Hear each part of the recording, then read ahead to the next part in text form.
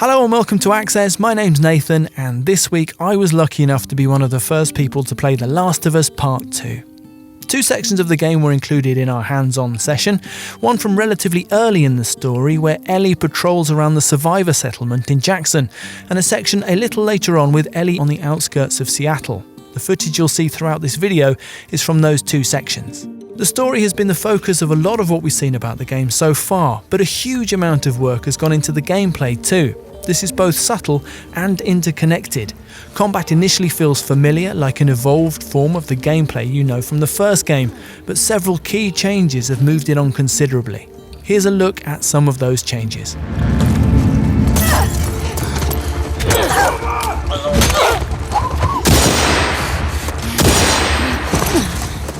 Number 1. Environments are bigger. The spaces I explored often comprised of several houses, shops or other buildings, often with multiple floors, often completely optional in terms of progression, and often featuring hidden or hard to get to areas with deeper story information or resources. The effect is that the game feels a little more realistic, and the redesigned combat encounters have more space in which to play out.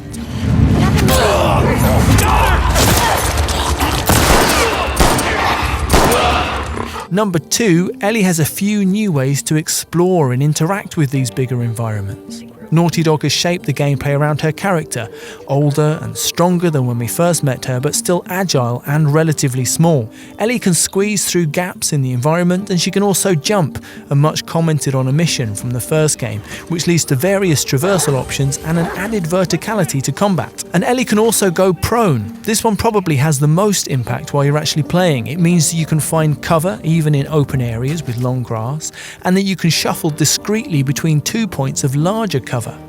It's also a great example of how Naughty Dog approached development. Co-game director Kurt Margano told me that for the studio, the bar is real life. So putting a prone system into the game meant an enormous amount of work, making sure the movement from running, jumping and standing to prone is fluid, making sure Ellie can do everything while prone that you really would do in life or death situations, like aiming while crawling and turning onto her back. So the first time an enemy approached me while I was lying on the ground, for instance, I panicked and went to my go-to Last of Us response. I threw a brick in their face and charged in for a melee kill. And it worked. There was no laborious shift from prone to standing, and the throw aiming on the ground was just the same as normal. It felt like Naughty Dog in a nutshell, an incredible attention to detail to make the smallest of elements best in category.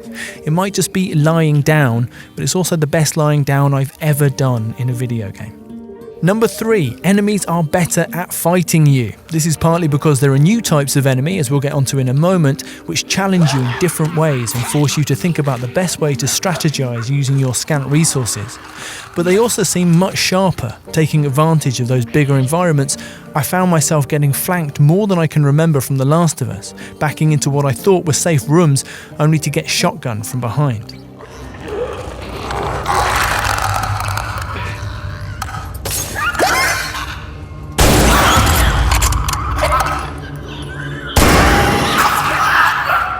Number 4, more impactfully, the enemies are also more humanized.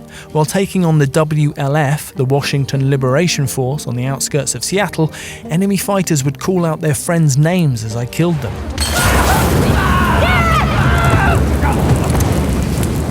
Introducing our play session, Naughty Dog's Neil Druckmann explained that as a revenge story, The Last of Us Part 2 is about destructive cycles of violence.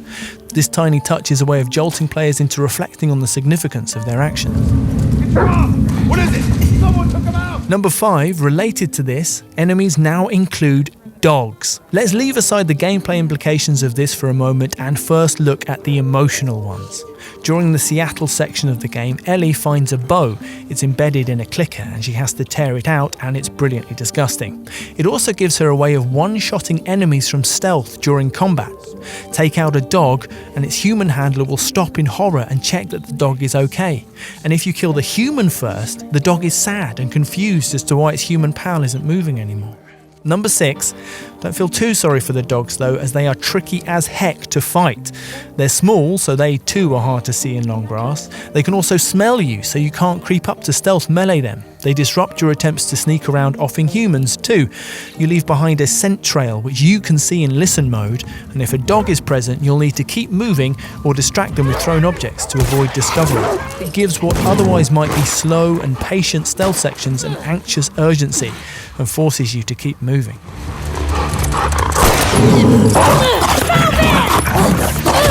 At number 7, there are also new mutations of the clickers. The one I encountered is called a shambler, a big tank-like horror covered in thick growths that act like armour. They're tough to take down, immune to stealth melee attacks, and when they get close they emit a cloud of acidic fungal nastiness which hovers in place after they've moved on. In the same way dogs force you to keep moving and to keep improvising, shamblers force you to keep your distance, they are extra nasty in enclosed spaces, and also to consider simply running away where possible. It is a totally valid tactic, Neil Druckmann told us so. That's our list of 7 things. The Last of Us Part 2 feels like a careful and sophisticated expansion of the urgent, impactful gameplay that defined the original game. And, no surprise, we're very excited to play more of it. Please give this video a like, subscribe to Access for more, and hit that notification bell so you always know when our videos go live.